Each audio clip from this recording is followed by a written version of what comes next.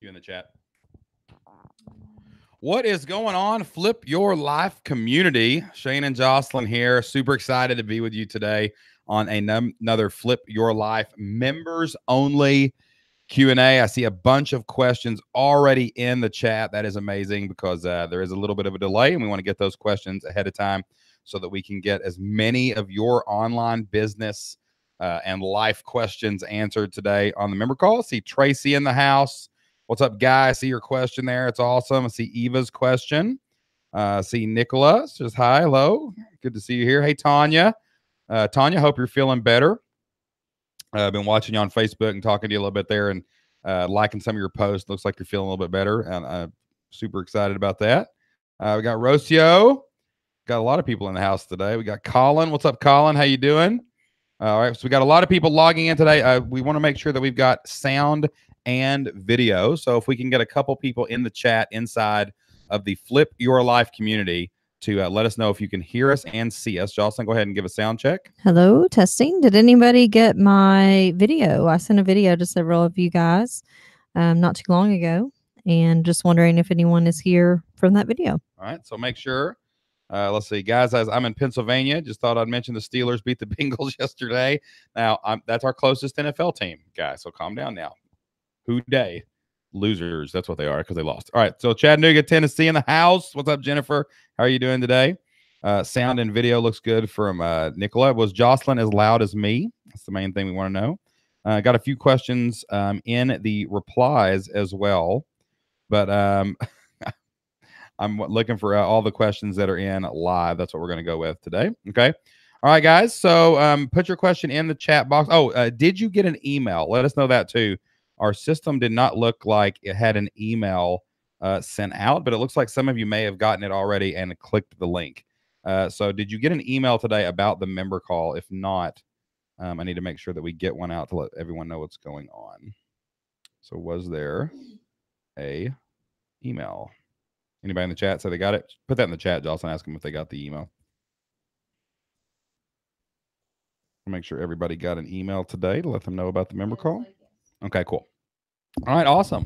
All right, guys. Kind of a different time for the member call today, 3 p.m. Eastern. This is the first 3 p.m. I think we've had in like probably months. It's been a while since we got a 3 p.m. call. Our kids they have fall break this week, which means there's no school. So we are normally at school pickup at this time of day, but since there is no school, there's no school pickup. All right, guys, let's see. Let's jump into, I got a question here. I'm actually going to address this question in the replies first, and I'm going to get to the actual call. Someone who, I don't know what your name is, starts with an E, but it says, hold on a second. Let me fix this. I'm going to address this call real quick. I was looking in my dashboard at E Mahmood, and E says in the replies, just joined the other day, says, why did I just pay? I'm failing to see the value thus far in the Flip Your Life community. Okay. So always want to address that. Want to make sure everybody is getting maximum value out of the Flip Your Life community. Want to make sure that everybody is getting their money's worth and also making great progress in your business. So I was just looking actually at your account, and I've seen one login. This is the only reply that you've ever asked. You've started no topics. You've asked us 0 questions and have not logged into any of the courses in the Flip Your Life Blueprint. So, guys, we can only do so much for anybody. We can provide opportunity in the Flip Your Life community. We can give you courses. We can show you step by step the exact process that we've used to build multiple successful businesses, that we've used to help over 1,000 people and families succeed online. But just like they say in the old cowboy song, y'all, I can lead a horse to water, but I can't make it drink. If you're not going to log in and watch courses and take action and do what they say to do, then you have 0 chance to get any value out of this community or succeed online. If you're not going to take advantage of the fact that you can go into a community 24 hours a day, 7 days a week, and post a question and get dozens of people to answer your question, and me and Jocelyn jump in and chime in and help you with your online business. If you're not going to ask the question, then we can't answer it. And if you're not going to be involved in the community, if you're not going to log in and you're not going to do anything else but log in to complain, you're never going to succeed, because that's not who makes it, y'all. The people that make it are the people that watch the magician's hands and try the trick. They're the people that go take the courses and then take action on the courses. They're the people that ask questions, get answers, and don't fight about the answer. They just say, I'm going to do it and see if it works for me. So, I'm picking on you right now. You asked the question, I'm giving you an answer. You only get in what you put in. You only get out what you put in, and you're not putting in the work or doing any of the actions you need to do to succeed. For everyone here. Like, if you're here thinking there's an easy button, there's an easy 3-step process to finding the type of success that we found, well, you're in the wrong place. So I hope that you didn't join for that reason. Same thing with people who are recently joining the free trial. Like, we love our free trial people. We are so excited when you guys join. But when your first concern is, how do I cancel before I get charged anything, then probably you're not asking the right question. Like, your question should be, how can I get as much value as possible in the next 30 days to see if I want to continue on? Or what's my first step so that I can take the next step and the next step and the next step, right? And, I love people in the community who come in and they're like, I tried something, it didn't work. What do I do now? And then I'll try something else. I'm going to do it again, because, when you fall on your face trying something, you're still moving forward. Right? Like, it don't matter if you fall on your face, because you're still moving forward. You get up, you fall again, and you land a couple more feet ahead of where you are today. Right? But when you're falling backwards and when you're taking a step back and when you're not doing what it takes, we can't help you. Okay? Jocelyn and I don't have a magic wand. We can't say, Shazam, you are a successful online entrepreneur. We can give you the path. We can light the path for you. We can hold your hand and we can help you up. But we can't do it for you. So if you're not going to log in and watch the courses, if you're not going to log in and ask questions, if you're not going to be a valuable member and help other people, you're probably in the wrong place. And I hope that you find success and your easy button somewhere down the road, my friend, because I'm sure you will cancel very soon. All right, here we go. Next question. All right. I'm starting out fired up today, y'all. I love it when we start on a super positive note. Don't you test us now. We're Southern folks. We'll yell back at you. I promise. And listen, I mean, most of the people in this community are doing what it takes. You guys are doing it the right way. So, I mean, keep doing what you're doing. Renee says the podcast alone are super valuable. And I love this story. A guy in the community, you can go read his success stories in the forums.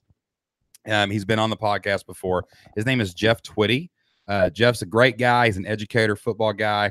Me and him got along, hit it off from the bat. But when we first got to talk a little bit, because he was a football coach, I was a football coach, but he started an online business, and his goal was to get his wife to be able to quit her job and her to come home. He loved his job. He didn't want to quit it, but he wanted enough income where she could quit her job and they could do something else and be together more and focus on football and things like that.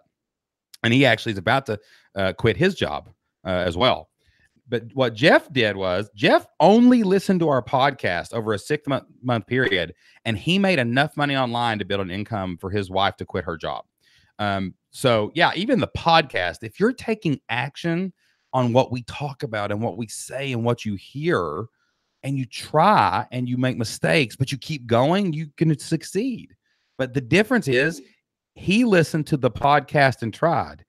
The person who left this comment wants somebody to do it for them, and it's never going to happen. So no sugar around here, y'all. Let's get it done. Let's take action. I want everybody to take that to heart today. And when we answer your question, I want you to take action. I would love nothing more for you, the guy who left that comment. I would love nothing more to see you just take action, burn it up, have dozens of questions, have dozens of logins and watching. I would love to see you succeed, but you're going to have to make it happen. Okay. All right. I'm off my high horse. Let's go. All right. Let's jump in today. We're feeling a little feisty here, my friends. It could be an interesting member call. Maybe it's my feisty diet cherry Coke that I'm drinking over here. Oh, please stop. Okay, let's jump in to a question from Rocio. And I hope I say your name right. I know that you were at our event, and I always feel like I screw that up. All right. It says, I formed my beta group with 4 members. Yay. Good job. We kick off this week with weekly live lessons and live office hours running for 10 weeks. What should be my number one focus? My head wants to spider out to do all of the things, but I want to make the most of this opportunity to retain these members and grow the membership. I think my focus should be to be there for my members, teach, answer all their questions, and regularly ask them what they want next. Interestingly, the 4 members are not at all the avatar I had pictured in mind, so I feel like I have to roll with the punches to morph my membership site into what they are asking for. Okay. 2 things. First, and this sounds a little counterintuitive, the number one thing you still need to be focused on is getting more members. Like that's always in the beginning. Your next step is, okay, I've got 4. How do I go get 4 more? Or how do I get 14? Or how do I get 44? Right. So we've got to learn where these people came from. Why did they join? Who are they? Are they really a little off your avatar? Are they not? Be careful with only 4 people changing everything in your mind. They joined because of what you presented. They didn't just join because they were a random avatar that liked, exactly what they saw. So make sure that you're, don't change everything right now just because these people might be a little different than what you had in mind.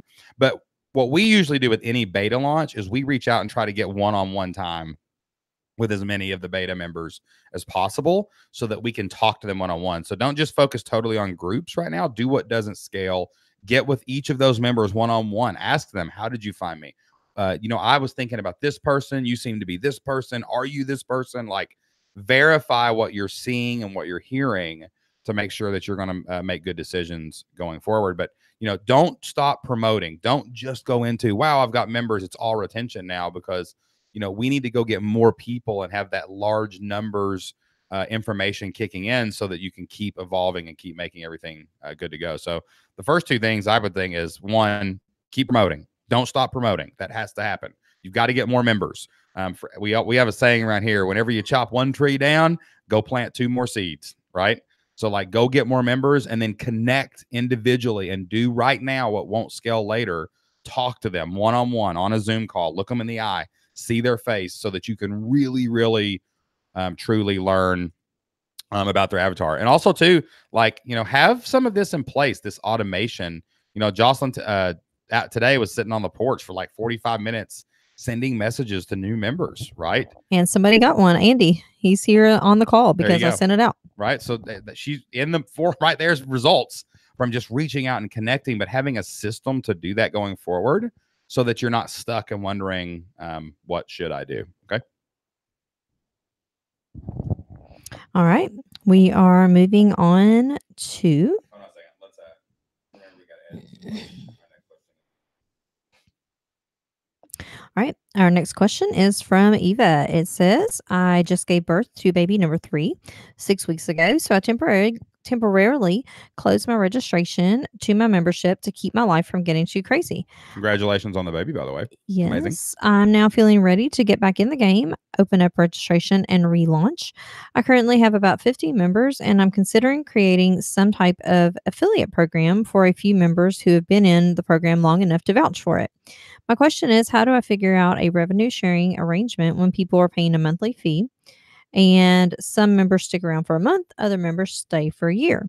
It's obviously more straightforward when selling a course for a one-time fee. Also, given that I'm a certified sleep consultant for babies and kids and the fact that I have a 6-week-old at home, how can I leverage my current situation to connect with my audience and add value to my membership? In my membership, I've already started giving them regular updates as to his sleep and what I'm doing so they can follow my journey. Okay. So it's not any more complicated in a membership to do an affiliate program. We know this because we've been researching different kinds of affiliate programs that we can capitalize on here at Flip Lifestyle and in other businesses, right? Remember, a monthly membership is just selling each month individually. It is recurring revenue. It is a membership. You pay it month by month by month. But, each month we've got to convince you to pay for next month, right? So it's just like we're selling you a product every month. Like this month, it's October. We're selling you October's membership. You're here. We're serving you. We're giving you a reason to stay so that you renew next month. That's just another product. So, you're just going to assign a percentage to that monthly payment. And then there is some manual work in any affiliate program. Like even in the most powerful CRMs and customer management tools out there, like Infusionsoft or Ontraport or something like that, it's going to tell you what you owe each affiliate, but you're still going to have to go in and pay them, right? So it's not a whole lot of work. You can just go in, set up an affiliate program with your provider, maybe choose 20% a month. Monthly recurring affiliate programs are really, really popular. Look at things like ClickFunnels and ConvertKit. You know, they give away 30, 40, 50% of each monthly bill for an affiliate because affiliates like recurring commissions, right? If it's a member that you're letting, have your affiliate program, maybe you're charging $50 a month and you're giving $10 a month of that to anybody that they sign up. Well, if they go find 5 people for you, their membership's free now, right? So that's huge incentive for them to do that. And they're bringing you $40 in profit for every member. You made $200 extra a month and they get a free membership. That's a good thing, right? So don't overcomplicate it. Set a percentage, maybe 25%, give them a monthly commission, and just have each month you sit down and you go, well, oh, Bob this much, oh, Sally this much, all my affiliates, I pay them, and everybody's kind of happy in the end. As for the other thing, I would probably pick up the camera every time your baby went to sleep and just go live on Facebook or something and be like, what's up, guys? It's me again. My baby's asleep. It's 6 weeks old. It just laid down, went to sleep in 15 minutes. Or, man, it really took me an hour and a half to go get this baby to go to sleep this time. But here's what I did that finally made it work. And just kind of do some of that real time in the trenches kind of stuff to like really connect with people and, let them know, hey, I'm going through this with you, but I'm succeeding. And if you'll just follow my methods, your baby will go to sleep too. So that's basically what I would do for the affiliate thing and for your baby as well. All right. Our next question is from Guy. Guy says, my site's mission is helping people learn God's way with money and creating financial margin so they can give more generously and start enjoying life again. My product plan is to create courses and lessons on many biblical finance topics, from big picture like financial freedom and treasures in heaven to practical topics like tackling debt and biblical investing and generosity. Some will be directly motivational. Others may actually be church style Bible teachings. Do I have to get out of the debt piece because it is an aspirin? Does the word courses convert better than lessons? And I would eventually like to charge $49 a month. Is that realistic when members may be in financial hardship? So I'm not sure what he's asking. I'm not sure what he's asking. What does he mean? Do I need to get out of the debt piece, or do I need to talk more about the debt piece? Like getting out of debt so you can give more. I think maybe what he's trying to say is, do I have to focus on debt because it is the really hard hitting pain point? I would focus on whatever hurts the most at the time, right? Like for example, like honestly, like one, debt hurts because people are in debt and they want to get out. That's why Dave Ramsey's so successful, right? Is because he hit a major pain point that affects a whole lot of people. But you said something else, like your mission is to help people get out of debt and become financially free so that they can give more, right? Well, why is that a pain point? Because maybe they feel guilty because they can't give to their church or their local congregation. Maybe they see people in their community that are hurting, and if they could just make more money, they could help them, right? Like it's about figuring out what people want and figuring out why they want it. It can be anything, like any pain point. And you're not just going to talk about one thing. Like there's 100 different reasons why people would want to be more generous, or maybe they're looking ahead and they're like, man, I want to pay for my kids' college, but I can't because I'm in debt. Like that's being more generous, right? So you just got to figure out how to like hammer in on different pain points and figure out how you can reach the most people that are in that. When Jocelyn and I do research, for those of you who are not on our YouTube channel right now, go to fliplifestyle.com/YouTube, subscribe right now, because, one of our big goals over the next year is probably going to be going live almost every day. We're taking your questions from the Flip Your Life forums. We're taking one a day, sometimes one a day each, and we're doing YouTube live videos to answer those questions. So one, make sure you're on YouTube. Two, make sure you're asking questions in the general forum, because we're going to be answering a lot more of those on YouTube soon. But like we're researching those and searching for good questions as well. And we're looking at like, what are the pain points that people are searching for when it comes to entrepreneurship, starting an online business, so that we can make sure we're saying the right things and delivering the right messages to get people to the solution and the result that we know we can offer them. So, don't think this is a right or wrong answer. You got to talk about everything, aspirins, vitamins, all that stuff, to get your message out there, because you don't really know what's going to stick. So I don't want you to like zero in on one thing and be like, every article I ever write has got to be about debt because it's the only aspirin and pain point in people's life. That's just not how it works, right? Sometimes debt's a pain point because you can't buy your kid the Christmas present you want. Maybe that needs to be an article, right? Or maybe someone's short on their taxes on April 15th, right? Maybe that's the pain point that week, right? Is I'm short on my taxes. I'm not doing my part to contribute to society, and I was irresponsible, and I got to a point where I couldn't pay that. Like, there's a whole different things you can talk about besides just debt. Yeah, and I just wanted to speak to a couple of your other questions. So you said, does courses convert better than lessons? I think that is 6 of one, half a dozen of the other. I don't think it really matters. Just pick which one you prefer to say and say it. As far as the monthly fee, you're asking if that is realistic when people are in financial hardship. The thing that you have to do is you have to convince people that whatever result you give them is basically making the product free. So in other words, can you convince someone that you can save them more than $49 a month? If you can, then that makes the product free. Dave Ramsey teaches people how to get out of debt. He will not take credit cards, so he won't let you use credit cards to buy his thing. But, if you bought all of his books and courses, it would be $100, $200, $300, right?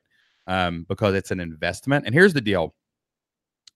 If people don't invest money, they won't pay attention to what they buy, right?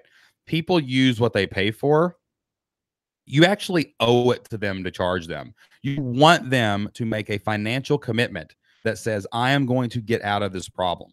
Okay. I am betting on myself. I am betting on my future. I'm going to buy the information that I need to get out of debt so that I won't ever be in this situation ever again. Because if you just walk out and you're like, hey, here's how to, get out of debt. Here's how to do this. They're not going to pay attention. They're not even going to do it. And that's the ultimate result you want, is that they do it and that they have a chance and an opportunity to succeed. I had a buddy of mine.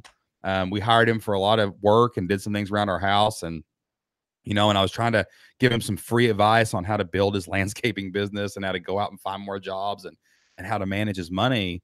And the guy, never invested anything, had nothing, skin in the game. He was just listening. And, you would think that he would have paid attention to what we told him, but he didn't. And he lost everything and he got into some bad things and the dude went to jail.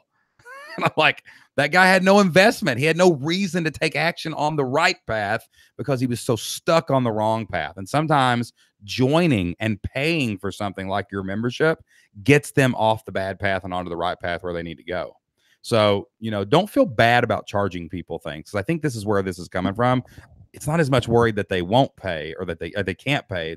It's more worried that, you feel guilty for charging someone who needs to get out of debt. But if you charge them $49 a month and they get out of debt and they start saving $500 a month from where they were paying credit cards, then they're going to get more than they could ever give you. And you can't feel guilty about that. And just know that whatever price point you're at, someone is not going to like it. So it doesn't matter if you charge, 5 cents a month. There will be somebody who says it's too expensive. So just know that it's going to happen and be prepared and move on. All right. Our next question is from Nicola. She says, are there key things you like to do when you are holding a coaching session? I'm offering these for sale, and I would love to know what your top priorities for making sure you help someone who has paid for your time.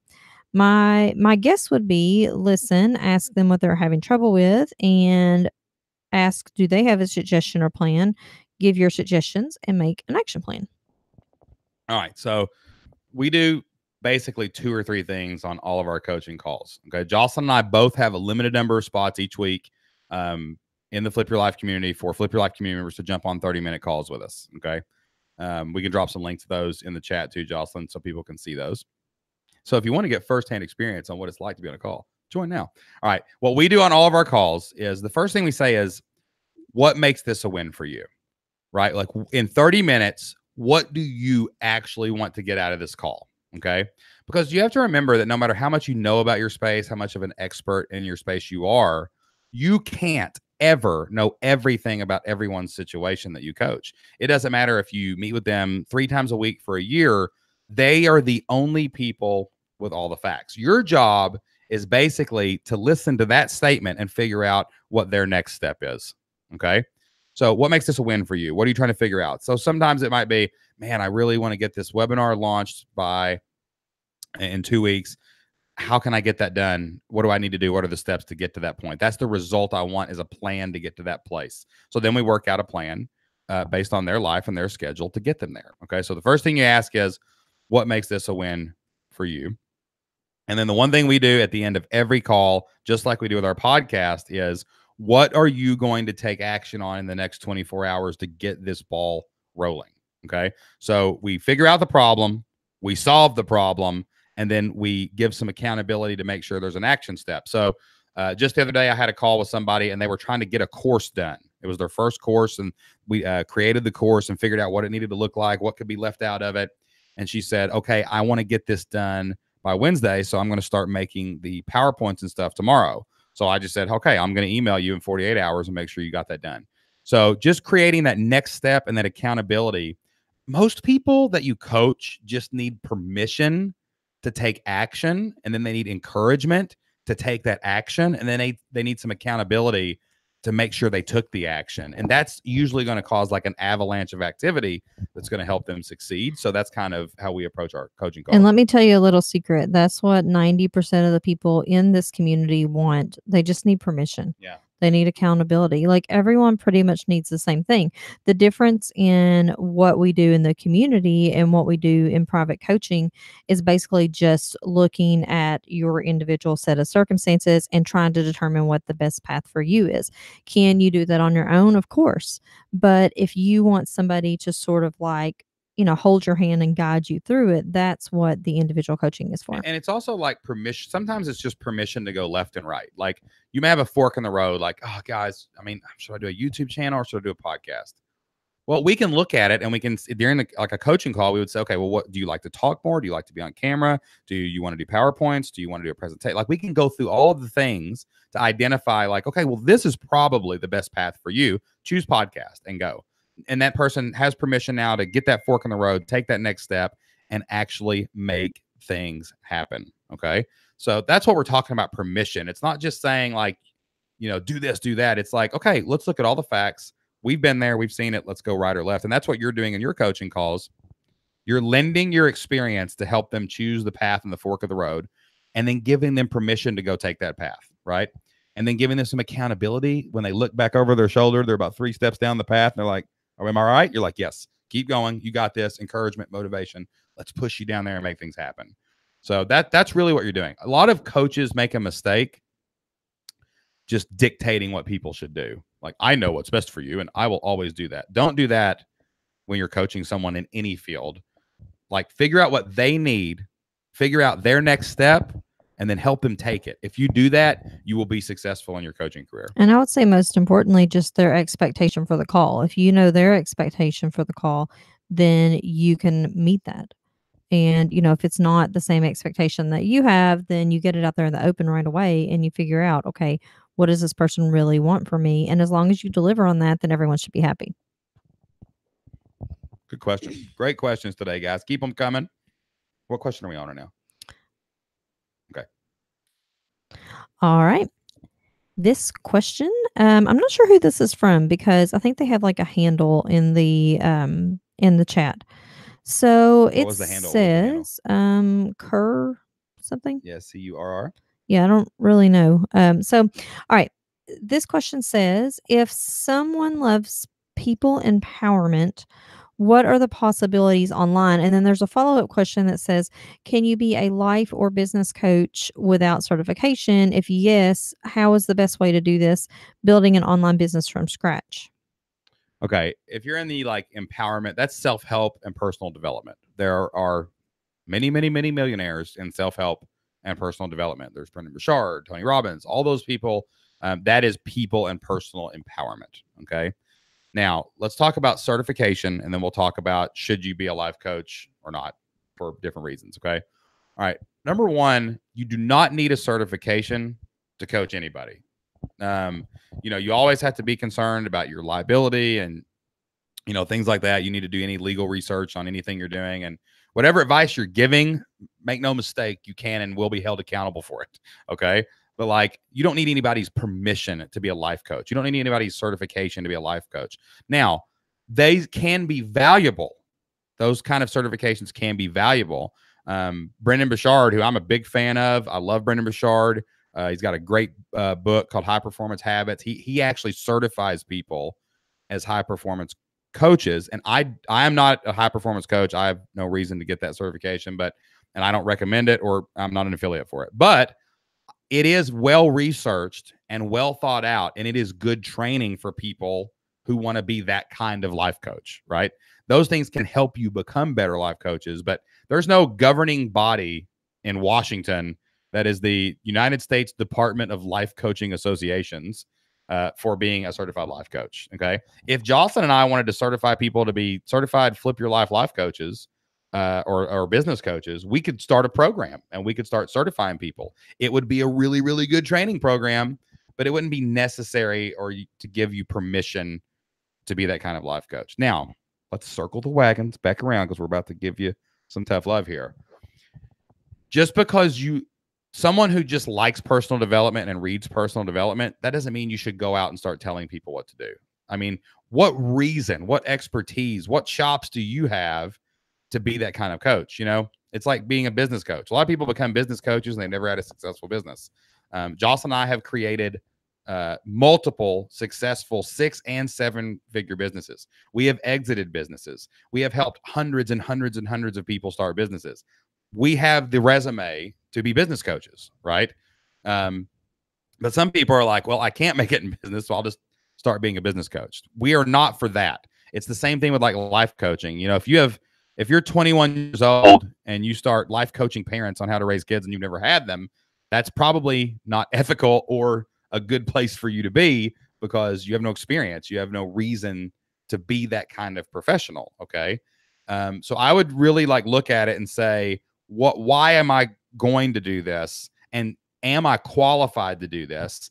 If I'm not qualified to do this, how can I get qualified? Now that brings you back around to getting training, getting the certifications, getting things like that. Maybe that would be a good thing. But, you know, there's some people, they've been living life for 20 years and they got School of Hard Knocks experience, and they go out and they start helping other people that were in the same situation they were, right?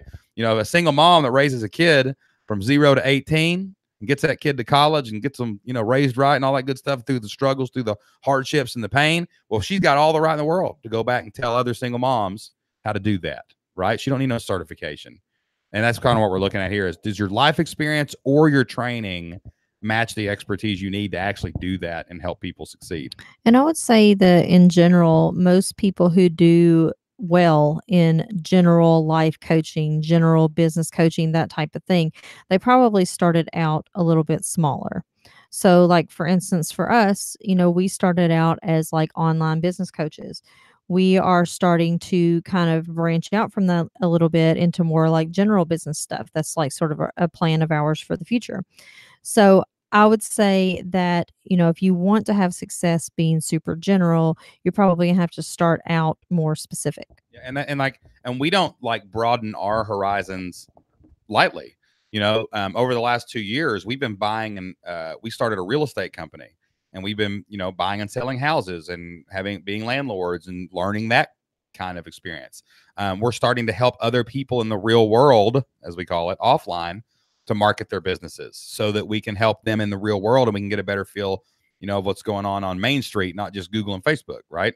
So even that, as we expand out, we do it slowly. We kind of expand one layer at a time. We're not just going to jump in and say, because we've done this, we definitely can do this. We can speak to what overlaps, but we got to go and learn and do those things too. So, you know, certifications can be really good. Just make sure you pick someone who's been there, done that, and actually successful, not just some joker who learned how to be a coach from a coach from a coach from a coach, and they want to be a coach who teaches coaches, right? Like, go out and find someone that actually has some research-backed certifications, respected in the field. And also, too, like, if your life experience is there, then go for it. If you think you can make a difference in people's lives, don't hold back. Just make sure that you're actually helping people and not just doing something because it feels good. All right. Let's see here. All right, our next question is from Cynthia. Cynthia says, "What was the best month to run a membership drive to teachers after school has started?" Second, my new membership area launched a few months ago. I have one customer that is downloading everything possible. I sent her an email thanking her for joining and asked if we could talk to get feedback on how we could better serve. She agreed. Is there anything in particular I should ask to get her to keep her instead of having a monthly subscriber quit after she gets it all? Okay, I'll so the first question was about best months to promote, right? And the second question was about retention. Okay. So let's talk about promotion first and then retention. All right. So number one, the best time to promote your membership is every day. I want everyone to write that down and put it somewhere near your computer. The best time to promote is every single day. Okay. Will there be spikes? Yes. There's back to like, let's just, every niche has ups and downs, like the flow. So you've got, back to school periods, you've got Black Friday sales, you've got, the week before Christmas break. Hey, put your class on autopilot for a week. You've got January back to school too, right? Coming back for the spring, stuff around spring break, closeout sales of the summer, rinse and repeat. But there's no reason not to email a free resource to everybody on your list every day with a link that says buy my product. There's no reason not to latch on to other holidays, Labor Day, Valentine's Day, St. Patrick's Day. Do a sale for every holiday throughout the calendar year, right? And promote. You will always make more money and get more members and get more sales if you're constantly promoting with a high frequency. If you contact your people more and you sell to your people more, you will make more. That's just the way it works online, guys. So what I don't want anybody to do is to look at the calendar and say, well, my people just don't buy in December, so we're going to like board up the windows and go on home, right? Like, no, you promote every day. What I challenge everyone to do in every niche of anyone that's listening to this is look at the calendar and ask yourself this question. What is my avatar? What is my perfect customer experiencing and thinking about in their life right now? What is on their mind, and how can I spin that into a promotion? Maybe it's 4th of July sale, 40% off 4th of July, right? Doesn't matter. What are they thinking about? What are they doing? Are they getting ready for that birthday party? Are they getting ready for that Christmas party? Are they getting ready for Thanksgiving, for Black Friday, for New Year? Like whatever it is, how can you use that to your advantage and your thing? I just made an ad last week for one of our education sites, ushistoryteachers.com. If you're on Facebook, you go over to our Facebook page, you can like it and you can see these ads. Okay. So like if you go, what I did was I did a poll to our audience and I said, what are you teaching right now in your class? So some people said the Revolution, American Revolution. Some people said the Civil War. Some people said the turn of the 20th century. And a lot of people said World War I. So I made an ad and I sliced it into 4 pieces. And I had George Washington, who was the president of the Revolution, Abraham Lincoln, who was the president during the Civil War, Teddy Roosevelt, the greatest president in the history of all presidents, who was president in the Progressive era, and Woodrow Wilson, who was the president of World War I. I put all 4 pictures on an ad, and I just put U.S. history lesson plans all year long. And the reason I did that is because I know what they're thinking. The people who are teaching the Revolution are coming in and thinking about George Washington. They see his picture, they see lesson plans, they buy ads. The people who are teaching the Civil War are thinking about Abraham Lincoln. They see his picture, they see lesson plans, they go in. So I am capitalizing on what they're doing in their real life right now, and that's what you've got to do whenever you're promoting. So, there's always spikes. There's always times that are a little bit more important than the others, like the back to school periods and things like that for teachers. But the best time to promote your stuff is every single day. Wake up every day thinking about how to promote something in your product line, and you will make more money on that for sure. And to answer your question about like what to do with somebody who's just going in and downloading all your stuff. Well, first of all, I would say she is willing to talk to you. So that is a good thing. That tells you that she may be interested in more than just downloading every single resource. So another thing that you can do to help people stay interested in joining for longer is make some aspect of community.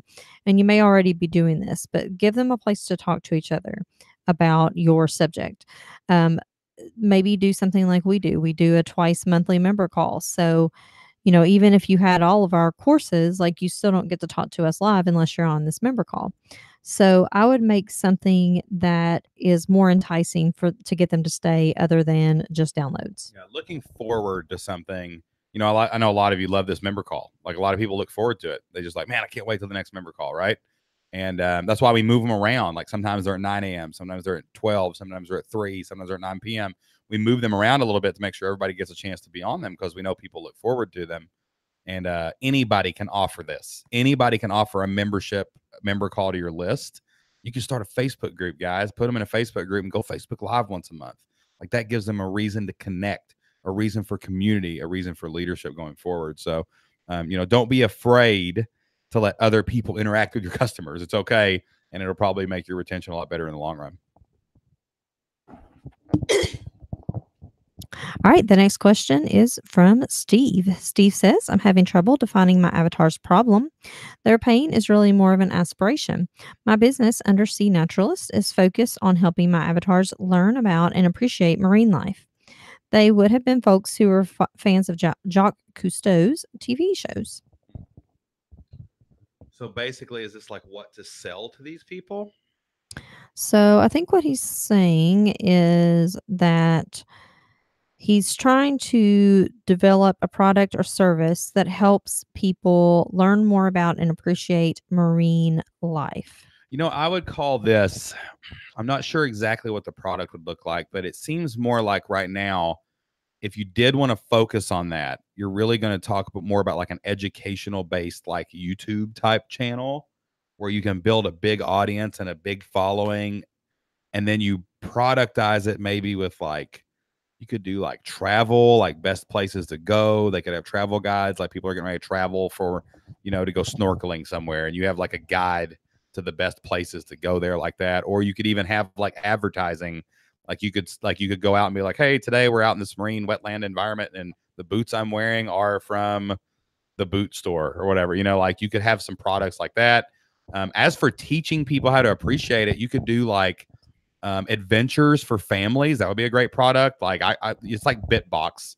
I don't know if anybody of you guys know what Bitbox is, but it's like if you want to teach your kids to code, you can subscribe to this service called Bitbox, and every month they send you this like box of like coding games that you can play with your kids on their website. So it could be something like that where you sell these like local adventures, like you've got a creek kit and they get once a month, maybe they get emailed, the things that they should do and the things they should look for. And, like some pictures of like a scavenger hunt that they could go on in their local, marine environment or on the beach or whatever. So there's lots of things that you can do, but you're not really solving the problem of appreciating more marine life. You're maybe solving the problem of letting parents connect with their kids in a non like electronic way through the avenue of what you love, which is marine life, right? So sometimes you can be doing one thing but serving a different need, and you're gonna have to think a little outside the box because it is very vitamin-y, like very, like, hey, I want my result is you appreciate wetlands more. Like that's not really a thing, but there's something you can do within that sphere to let people connect, let people have fun, maybe their entertainment, something like that. Yeah, I like that idea. I think that this falls more into like a hobby type website, and these can be very successful. I mean, if you look out there, there are a lot of people doing this type of thing and doing it really well. So I think that it can be a free, like a freemium type model, like Shane was saying. Have affiliate products, have ways that you can help people connect together who are interested in the same thing, but yet find ways to sell them things either directly or indirectly. Yeah, I mean, there's always an opportunity to monetize entertainment based niches, right? Like Isaac right now has a Twitch channel and he's starting to like get a small following, about 40, 50, 60 people. And like eventually we could monetize it in a number of ways, right? But that's what he wanted to do. Like we know people online that are making hundreds of thousands of dollars doing things like playing video games online or making funny travel videos or doing things like that. But they usually build that audience and monetize around it. And there is nothing wrong, guys, with experimenting with an idea and letting it evolve. Like every single thing out of the gate doesn't have to totally know exactly what's going on. If you feel like something's there and you build something and you get some traction, you start talking to people, they're going to tell you what they would want eventually. And it could turn into something like that. All right. This question is from Elizabeth. Elizabeth says, we are planning on launching our membership. Right now, we are adding content month by month. Would it be strange to have a yearly purchase option, or should we stick to a monthly purchase option? Or should we do both? You should do both. You should always have a yearly and a monthly. If for nothing else on your sales page, you need a price anchor. You need if someone sees one monthly price, which there are reasons to do that sometimes, okay? But if someone sees one monthly price, then then their answer is yes or no. But if they see, hey, $99 a month or $999 a year, save $100, well, now their choice is, well, the $999 I'm not ready to invest in, but I'll take the $99 a month. Or, man, that's a good deal. I'd rather have that and save the $100. Bam, I'm going to take that. And now it becomes more of a yes, yes, no instead of a just yes or no. So, offering both is a good idea. The only reason you wouldn't offer an annual price in the beginning is if you're not sure this is where you're going to, if you're not willing to commit to these people for a year. We offer an annual option because we're all in on flipped lifestyle and changing people's lives. And this is where we're going to be at until we get, our goal of as many families as possible. Until death. Until death do us part, right? It just seemed like very dire, serious. This is being recorded in the Halloween season, so we're getting a little morbid here. But that's what we're doing. But like if you're just starting your product and you're not sure if you want to serve somebody for a year yet, you might just want to offer a monthly option. That way you have a way to pivot. But there's really no disadvantage for offering a monthly or a yearly price. And I think that people are kind of accustomed to that now. Like people are kind of getting into the recurring monthly thing more. And, a lot of times people know they want to stay with you and they want to get a discount for loyalty. And so that's what we do in our community. Like if you want to join for a longer period of time, then we reward that loyalty by giving you a discount. So, I would definitely consider doing annual. If you don't want to commit to an annual plan too, like for a long term, there's nothing wrong with offering a 6-month option or even a quarterly option. We've offered all of those at various times. So if you're not willing to commit to a certain product or plan for a year, because you are when you offer an annual product, make no mistake, you're committing to that person for that annual plan. You can have it in your terms and conditions to change and all that good stuff, but you're making a commitment to them too. So when you do that. So if you don't feel comfortable with making that long-term commitment to somebody, then have a 6-month plan. It's still more than the monthly. Have a quarterly plan. It's still a good price anchor and gives them another option to say yes or no to. So you don't have to do an annual plan. You can do something else if that's what you'd rather choose for. You can even do lifetime. Some people do lifetime options. Okay. And I put in the chat box, if anyone's interested in upgrading to an annual plan, you can contact us. Hey, how about them apples? And that's how you promote every day, baby. I put a link there to our customer support team, and we would love to assist you with that. A little off topic here, but man, the weather, I don't know where you guys are, but the weather in Kentucky changed so fast last week. It was seriously, we went from summer to like almost winter in like one day. And like right now it is so dark and gray and overcast here in Kentucky. And I'm sitting here like, and then you know how like the days are getting shorter. So like the sun doesn't come up for like another hour and it doesn't go down for another hour. And I'm sitting here like an hour right now going, man, it feels like it's 9 o'clock outside. Jocelyn's yawning. I know. I'm making her sleepy right now. Well, about a week ago, it was 85 here. I was sitting on the deck. Actually, I had just been in the water. Like last Sunday, I was swimming in the water. Actually, maybe even last Monday. We rode jet skis last Monday on the lake. So. And so another Monday, fast forward, is now 67 and cloudy. I'm like, really? I don't know. I would like it to be a dimmer switch rather than just like a on-off. On-off. So, yeah, it's good. I don't know where weather is where you guys are, but man, I hope we see the sunshine again before March. So. All right. This question is from Lene, and it says, how can we build an email list while we are still finishing course content, our website, etc.? I mean, the best way to get an email list is to promote something. You could run it. Sometimes what we'll do if we're getting ready to go into like head down mode, like grind it out mode, before the live event, we hosted a live event last month, Flip Your Life Live, 100 people, massive undertaking, lots of sets. We had a big, huge stage and lights and, 2 big screens and, just so many moving parts. And probably around, let's see, it was in September. So go backwards, August, July, probably about June. We really knew we were about to go into head down mode for the live event. And well, what I did was I started some ads and I just said, okay, well, look, I've got to still promote every day, but I may not be able to write an email every day. I may not be able to go on YouTube every day. I may not be able to get in the forums every single day.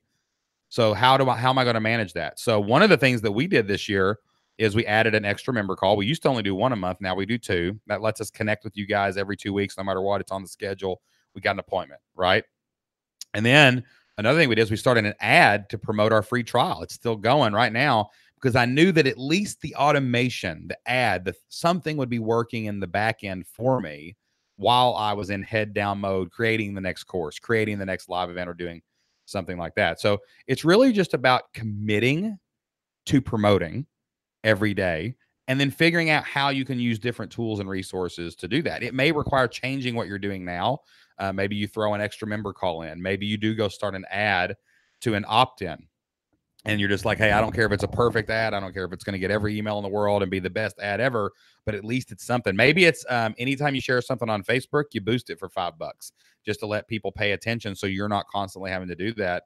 But sometimes it is just about rolling your sleeves up and saying, you know what, even though I'm doing this course, I'm going to be prolific and go the extra mile and still do my YouTube live every day to go get 5 emails, right? So there's a lot of different ways you do it, but it all comes back to your commitment to getting those emails and making it happen. I think this is a classic shiny object type situation. Like you know that there are 500 things that need to be done, and you're just having a hard time figuring out which one of these do I really need to do.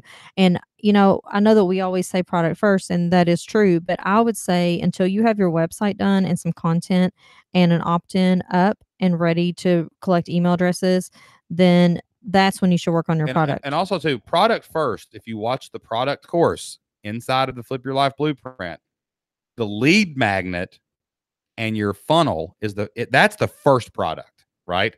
The lead magnet is usually the first step to your product, and you need the lead magnet on your website with opt-ins, with something promoting it. It could be you manually, or it could be an ad while you're creating the rest of your product. We want you to be collecting those leads ahead of time so you have something to sell to people. So, you know, rearrange your schedule if you have to do some live promotion, or, you know, just go start boosting stuff for a couple bucks a day just to get some of that traffic, and make sure, like Jocelyn said, your first product is your lead magnet. Is it up? Is it ready? Is it raring to go? And then finish your product. And if it is, then, you know, you need to get some automation in place and go ahead and batch up some content so that will then free you up to be able to work on the course creation again. We have a coaching program called S&J All Access, which is actually closed right now. It only opens up once a quarter. And we have a person in there, and she sent me a message this morning. She can actually send us, they can send us messages on our phones. And she said today, same thing you just said, like, man, I really need to do X, Y, and Z. Oh, but I want to promote my stuff. I need to get more emails. I got to get my membership open. What do I do? And I told her exactly what Jocelyn just said. The next 2 weeks in October are for batching content, period. And then you're going to let that roll out while you finish your product. And that's probably where you need to do and go right now too. All right. This question is from David. Sarah says all access rocks, because Sarah's in the all access mastermind. That's right, she is. Make sure you send me a message for accountability today, Sarah. Where you at? I'm gonna send you one. All right. David's question says, I have 5,500 members on Facebook. What strategy should I use to convert them into email subscribers? I have only asked for subscribers once. Oh my God. He has 5,500 people following him on Facebook. Yes, but I laugh because I know Shane's going to let you have it. Sorry, David. I have only asked for subscribers once, and we got 100. David! Oh, what are you doing, dude? On a typical post, it shows it was seen by 600 to 750 people and 1,300 to 2,000 online videos. What is a creative way to keep it in front of them to continue to get more email subscribers? Is this a group? Did he say if it was a group or was it a page? This is David, Cowboy David. Okay, so I think it's a page. All right, dude. It's all about frequency. Listen, there's a formula. All right, let me see if I can remember this. I'm getting into some math territory here, so calm down here now. All right, so there's a formula on basically like how to make money. You've got your price, right? And then you've got like your frequency, and then you got like your expenses or whatever, and then you make, how much money you make, right? Okay, so if you charge $100 and your frequency is 1, and you minus, 25 or whatever, you end up with like 75, right? 1 times 100 is 75, right? This is kind of like profit kind of stuff, right? Well, sometimes price is hard to change, but frequency is easy to change. What if you could just get 10 times 100 or 20 times 100 or 30 times 100? Then everything on the backside comes out way higher, right? Dude, this is just frequency. Whatever you said to them to get 100 subscribers, you need to say that every other day on your page. Go live. Say the same thing over and over. Remember, even though 100 people signed up, 5,400 didn't. That means they may not have heard the first message when you asked for the sign up. So you need to be saying that same message over and over and over again at different times of the day, at different times, and giving them multiple opportunities to sign up and opt in and get on your list. This is just a frequency problem. And almost all marketing problems that we see are based on frequency. People come in and they're like, well, I sold this thing once and I sold 10, but then I didn't sell anymore. And we're like, well, what'd you do? And we're like, well, I did a Facebook Live and I asked people to buy it. And we're like, when did you do your next Facebook Live? And they're like, well, I didn't do it. Well, I'm like, well, why? Someone says, I did a webinar and I sold. We had someone in our community. I challenged them to do a webinar. We set it up. They did it. And they created $9,000 a month in revenue. The success, her name was Blair. The success stories in the forums. And I'm like, all right. She's like, what do I do next? And I'm like, you do the same webinar again for new people. Like, just keep we find the nail and hammer it. And that's where you're at right now. Like, I'm going to challenge you right now, Dave, because I know your people. I know they're engaged. I know your niche. David's in an awesome niche, has a great following online. You need to be in front of that Facebook page 3 times a week minimum, live, asking them to opt in for your stuff. And you need to constantly get consistent and prolific at promoting this amazing thing that you've created for them, and you will get more emails. And not just promoting it. I mean, you're going to also provide value, but I think a lot of times we get stuck in this trap, and it happens to everyone. Oh, well, we've already said that, and, people have listened to my podcast, so they already know because I said it on my podcast. No, Shane and I have like almost 300 podcasts or something crazy. Like, there's no way you can remember everything. I don't think that most of you, well, there are a few diehard fans in here, but I don't think that most of you have listened to almost 300 of our podcasts. And if you have, well, thank you. That's awesome. So, well, it's like I was telling a story at Flip Your Life Live during one of the presentations, and I just assumed that everybody had heard the story of the first time that we ever made money online. We call it our 11-cent moment. I just assumed that everybody had heard that story. I said, y'all have heard this, right? And half the room hadn't heard the story. And these are like arguably super fans, our most diehard fans. And even half of them hadn't heard this story that we've probably told in every interview, on every podcast, in every magazine that we've ever been in. And it's just, you just never, like, you need to say, once you find something that resonates, say it over and over and over and over and over and over and over and over and over and over again, until it sinks in and everybody gets to hear it. And, I know what you're going to say next. Well, people are going to get tired. They'll stop watching if I'm pitching my email list all the time. No, they won't. No, they won't, because you're giving them value in your emails. You're not saying, hey, I want to sell you something, so give me your email. No, you're saying, hey, I've got some cool stuff that I want to send to you. It's totally free. Join. Yep. And then from those people, some of the people are going to want to have more information, and they're going to want to do that value exchange. They're going to want to give you money in exchange for your expertise and whatever it is that you have to offer. So don't be shy. Get yourself out there. Tell people over and over and over again that you have another opportunity to interact with them. And some people are not going to like it, but most of the people, your true people, they are going to say, yeah, David's really cool. Like, I want to give him my email. I want to continue to interact with him. Someone asked me the other day, I think it was in the forums, they were like, what do I do next? I want to do this webinar. I want to do something live. I want to do this. And I'm like, what you should do is because they had no money, no sales yet. And I'm like, promote your webinar and do a webinar every week, for the next 3 months. And they're like, oh my gosh, it was so hard to make this webinar, and I got to make another webinar, and man, that's going to be tough. And I'm like, no. You do the same webinar 12 times in a row, because it's a whole lot easier to find a new audience than it is to write a new speech. You're just going to let new people hear the same message over and over and over and over and over again. For those of you who go to live events, if you see speakers all around the country, they'll say the same thing. If you've got a favorite comedian that you love seeing on TV every time they're on, and you catch them, 5 minutes here on Jimmy Fallon and 5 minutes here on the Kimmel or whatever, if you go to their show, it'll be the same jokes in every city every time. Ron White and the Blue Collar Comedy guys. What's the dude that hosts the fifth grader? Redneck guy. Jeff Foxworthy, baby. If you go to their show, it'll be the same show that you heard on the CD every single time. And that's what the greats understand, is that they just need to get their message in front of as many people as possible. If you go to a concert, are they going to sing all new songs? Of course not. I got 10 new ones. You go to Bon Jovi, be like, guys, I know you're here living on a prayer. I know it. But I got 10 new ones that nobody's ever heard. I wrote them in the bus on the way here. The drummer's going to hang back because I didn't write the drums yet, but we're going to play guitar. Like, that's not how it works. And that's cool, but like, don't reinvent the wheel. Yeah. Yeah. You can kind of introduce the new song within all the other songs every once in a while. But man, just be more prolific, dude. Go live 3 times a week. Give them a quick tip and then ask them to join your list, man. Don't overcomplicate it and just go. Just go. Just go.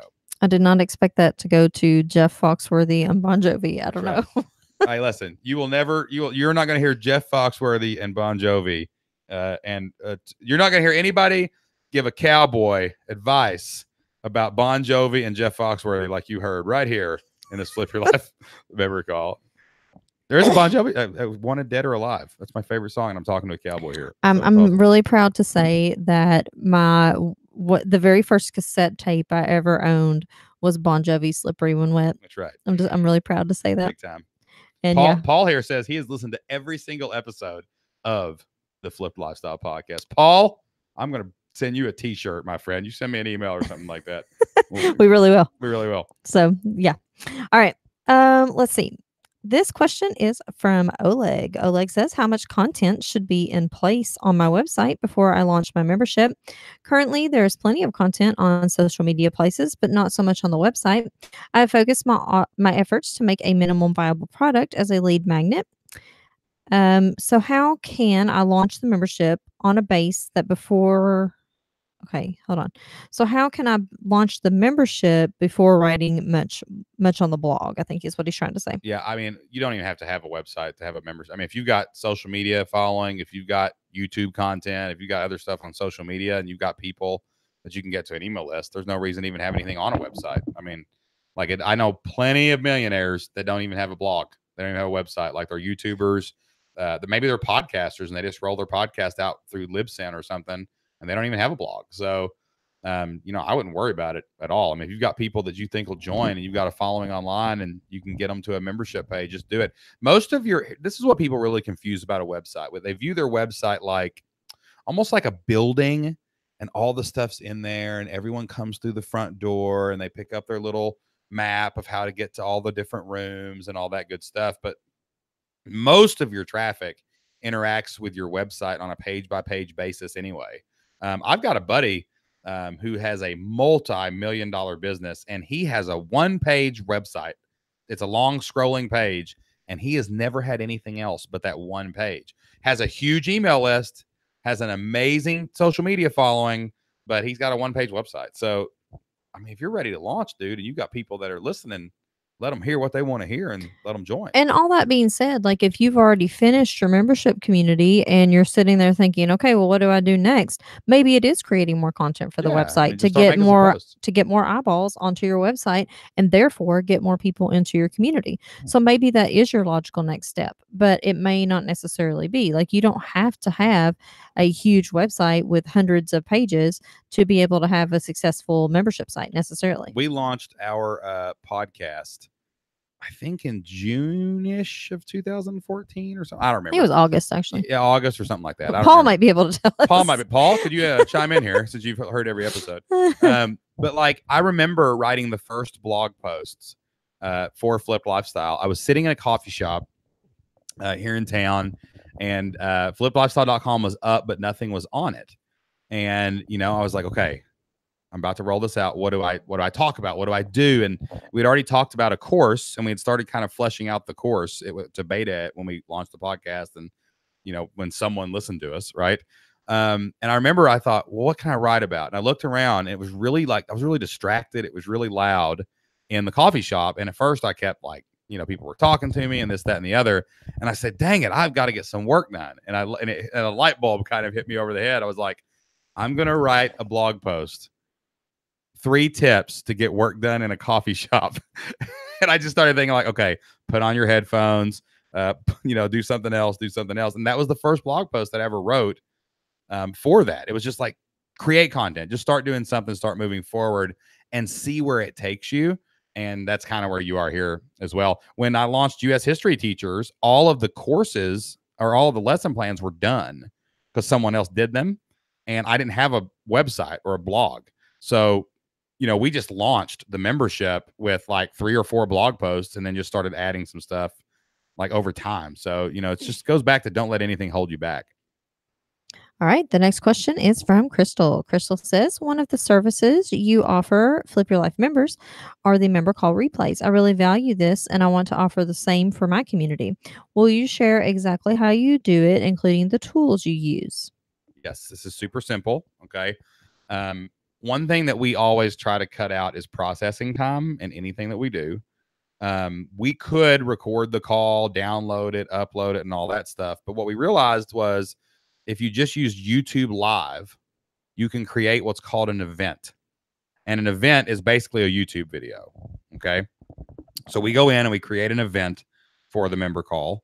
We embed that video file into the forums. Like what you're seeing right now as you're watching this member call is actually a YouTube video that we have embedded here. And you can actually change the video settings on the privacy to private, public, whatever you want. So if you only want members to have this video, you just change your YouTube video to private, and then we plug it into our forum. And that way, when we get done with this call, as soon as we hang up, it's already there. It's already in the forums. It's already ready to go. And we don't have to do anything else. There's no editing. There's no downloading. There's no uploading. There's nothing. It just lives right here. And it's a part of our YouTube account. You can do other things too. I think that Vimeo has a live stream option now. So if you want to use Vimeo and host them all off of YouTube, you can do Vimeo and do the exact same thing, just embed it in. I don't know if something like Wistia would be able to live stream. They may, but basically live stream and embed it onto your site in your member area, and then just leave it. Like, there's no processing after we get done with our member call, except for an email to say, hey, did you miss the call? Here's the replay. Come and watch it in the forums and comment in the chat. So it's really super simple. We're using YouTube Live for almost all of our video stuff right now just because it's so convenient. And it's just easier than a bunch of complicated software. And the chat box is also just an embed. What is that one called? Chat wing. So it's just an embed, and we just put it in there every time and, just do a manual email out because we do change the date and time sometimes. We usually have the call around the 15th and around the 30th. It's not always exactly on the 15th or exactly on the 30th, depending on our schedule and when that day falls and all that kind of stuff. So a lot of the emails that you get, they are put in manually by one of our assistants, but pretty much everything else you can do ahead of time and just get it ready to go. If you're not on YouTube, you need to be on YouTube. I mean, even if you're just going to do audio files, it's just a free tool that you can broadcast live anytime you want. It's amazing. And, to have something at our disposal, in this day and age, to be able to just drop those videos in, it's all good. We do recommend backing things up. Like it's a good idea to back your data up. All of our member calls are downloaded from YouTube into Google Drive. That way, if something ever happened to because if something happens to your YouTube account, you're going to have to get all those videos back where they go. So do have copies of all of your stuff, but, leverage these amazing tools that we have available to us for free. All right. This next question is from Citia. I hope I said that right. It says, what are the possibilities to earn money online to get money to invest in starting to build an online business? Do you know some trustworthy websites that are not a scam? I love this. Great question. I've actually been wanting to talk about this for a long time because I feel like sometimes we even have a tendency to lead toward, if you don't start your own business, then you're not a real entrepreneur. Passively, if you're not making courses, if you're not creating a membership, if you're not doing passive income, and the industry as a whole devalues like service work and like getting out there and just getting your hands dirty and making some money over the internet, not just making money online. We're talking things like Upwork and Fiverr and these places where you can go freelance. But it's just like college is not for every person, and building your own business from the ground up is not for everyone. And I love that you asked this question, like, how do I get some money to get started? I love that. I think that is amazing. Yeah. So there are so many different things that you can do. I love the time that we're living in right now because there are just so many different options. There's so many places you can go. I was looking just the other day. So a lot of you guys know that our team has had, well, quite the upheaval in the last few months. I mean, Massive turnover. we have pretty much had a complete turnover of Bad our luck. entire staff in the last few months. And because of that, one of the things that I've been doing is I have been going and looking for other people to fill some of the roles. And one of the things that I found really interesting is that, okay, so we use Upwork a lot, Upwork, like upwork.com. We use that one a lot. And one of the things that I notice is how many people are nearby us who are offering their services. And it's such a variety of services. I mean, it can be like administrative assistant type thing, customer service, audio and video editing. There are just so many options of things that you can do. And it just made me sort of scratch my head because in Kentucky, there might be like 20 people who are doing customer service, for instance. And I'm like, why? Why aren't there more people no doing doubt. this? No doubt. So I love that you asked this question because I've been wanting to talk about this, like I said, for a really long time. And I just want to let some of you know, like maybe you've been banging your head against the wall trying to start something from scratch. There are other options out there for you to make an income online that aren't necessarily building everything from the ground up. Yeah, there's so guys. Listen, I'm not sure if it's out yet as the time of this recording, but we just recorded a podcast with an amazing member named Treasure, and she was talking about this on her thing. She was like, "I need to make more money now in the moment so that I can invest it into building my company and more passive income later." And we started talking about all these crazy things like she was going to go substitute teach twice a week. That gave her like $160 a week to invest back in her business. She was going to go do Uber or Lyft and go hustle and make a little extra money to invest back in her business. She was going to get on Upwork and freelance, go out and transcribe people's podcasts. People pay like $1 a minute for you to transcribe audio. Like, what if you got an hour file and you got paid $50 to just sit there and listen to it and type the words? Like, go to rev.com and apply to be a transcriptionist. Go to use your upwork.com. unfair advantage. Yeah, Are you what can you bilingual? do? Do things like translate things if you're bilingual. I know that some of you on here, like Oleg, for instance, he speaks like 3 or 4 languages. Like, use that unfair advantage. We live in the most magnificent time in history. Like, there is no other time where you can just have all these opportunities right in front of your face. If you go to fiverr.com or upwork.com and you can't think of something freelancing, are you going to have to jump on there and work for peanuts at first to get your reviews up? Yes. But there are so many things that you can leverage online to make some money. Jocelyn and I have talked about this before too. Like, when we first started out, we were like, what would we do if something happened and all this didn't work anymore? And we'd be because we are, as what is his name? Michael O'Neill says, unemployable. That means we are not able to go back to a regular job. No ever. chance. I can't work for anybody else ever again. So what we would do is we would do freelance work. We would do piecemeal work. We'd do something. Like, what are we going to teach our kids when they're in high school? I'm not going to go put them in a grocery store, doing something. I'm going to go stick them online and be like, here, you're going to learn how to be a transcriptionist. Here, you're going to learn how to do SEO and research for people. Here, you're going to learn how to make logos because you're artistic and you know how to use Photoshop, right?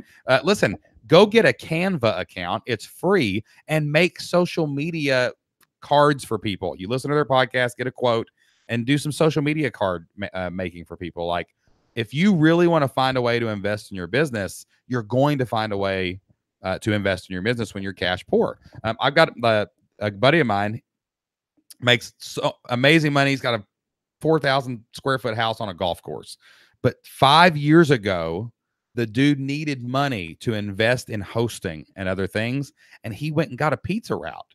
Like, you can't have any ego when you want to be successful, guys. You just got to hustle and grind and find a way to make that extra money. You can do it online, you can do it offline, but like, there is a way to do it, and you've got to find a way to do it. But like, why not freelance? Why not take 10 hours out of your week and sell it to somebody else to get the extra money to invest back in your business that's going to give you the next 20 years of your life full of freedom. Like, it's just, there's really no excuse not to do it. And it's just right there in front of you if you want to be able to do that. And for us, we sold our house. Like, that's another way to do it. You can either cut expenses or you can make more money. For us, we cut a huge expense. Like, we cut our house down to half the mortgage cost, and that gave us enough money to get started. So here's the thing, like, you can either talk about it forever or you can do what it takes to get started. So I love that you asked this question, and I'm really, really curious to know what you're going to pursue. So definitely come back into the community and let us know. You right now, while you're listening to the rest of this call, should go to upwork.com and look at all the skills and see if anything that you can do.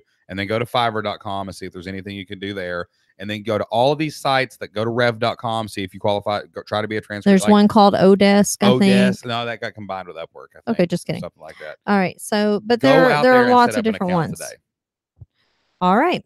And our final question for today is from Sandra. Sandra says, this is my first question ever. Welcome. Glad you're here.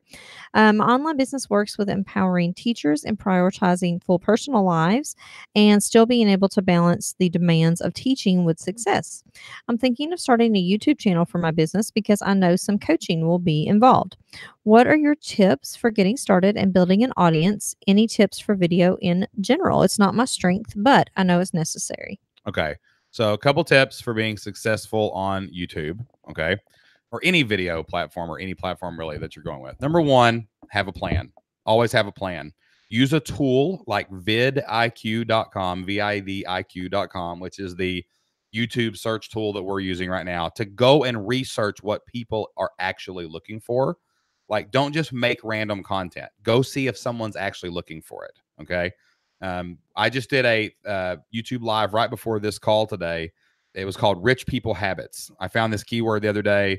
It had like 150,000 searches a month. The competition wasn't real strong for it. And it was Rich People Habits. And I was like, oh, that's interesting because, to get to be wealthy or rich, you do have to do things a little bit differently than most people are willing to do. So I kind of researched it and looked and said, what are the 5 things that we do differently now that we didn't do before we quit our jobs and started this online business and all that good stuff. And I jumped online and I did a quick 15-minute YouTube video live based on this keyword. So have a plan going into all of your content and attack the plan and make sure that you're actually doing videos that people are looking for. The second thing is what I just said as well. Go live. Don't sit and try to record videos and edit them and do all those things. It's much more important that you're consistent and prolific than it is that everything is produced perfectly. And the rub about this, the trick is everyone thinks if they do their video offline, it's going to be easier. Even if you're really worried about being on video, going live is what's going to be easier. There's no safety net. Yeah, you've got to go. Like, it took me a while to convince Jocelyn to do this, and she finally started doing it and realized it's easier live. It's just, and it's not going to be perfect, but you don't worry about it because you know it's out there. And I know that it sounds just very basic, but if you just practice and practice and practice some more, I promise it gets easier. I'm still not perfect at it. There are some days that I'm just like, wow, that was not good at all. But more often than not, I just record it, get it out there, and move on. Yeah. And then the third thing is, like, commit to a schedule and you don't quit it for like 6 months to a year. You just can't. It's not that you did a YouTube video, it's that you do YouTube. Like, it's not that you did a Facebook Live. It's no, I do Facebook Live. If you're going to pick a channel like podcasting or YouTube or something else, then you've got to go all in and do it and not, second guess yourself or bail out because, be consistent. People want you to show up. So show up for them. Okay. Was that, how many was that? What number was that? 15. We need to do one more. We don't have any more. Oh, are there any more questions down below? Well, I didn't do that first one. I already did it. I know what I'm saying. I didn't count that one. Yeah. Yes, okay. That counts. Okay. All right, cool, guys. All right, guys, I think that's all the time we have today, and it's all the questions that I'm seeing in the forums right now. Great. A lot of discussion going on in the chat room today during the call. A lot of great points being made, kind of piggybacking off of what me and Jocelyn were talking about here on the call. If you have any other questions right now about your online business or your next steps, make sure you go put those in the forums. I want to remind everybody we are giving really detailed video answers to a lot of the calls inside of the community right now. And some of those are going to make it to our YouTube channel. So if you want your question answered, make sure you're posting them in the general forum. Come in every day.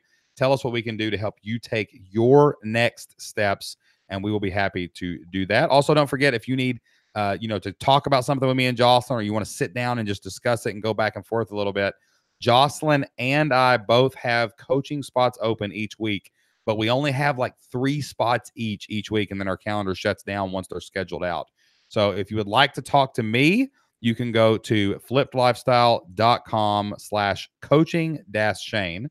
And if you'd like to talk to Jocelyn, you can go to coaching-Jocelyn. She's going to drop those links in the chat room right now. Grab a spot with us. We'll jump on a call with you for 30 minutes, help you get a great plan of action so that you can make massive strides in your business moving forward, and help you do that. And we are always here for you guys. We will be here on our next member call, which, do we have that on the calendar yet? I'm not sure. Okay, I'm not sure if that's scheduled yet. So keep an eye on your inbox, and we will let you know when our next member call is going down. Thanks for tuning in today. Hope you have a great afternoon. And until next time, do whatever it takes to flip your life, y'all. We'll see you in the forums. Bye.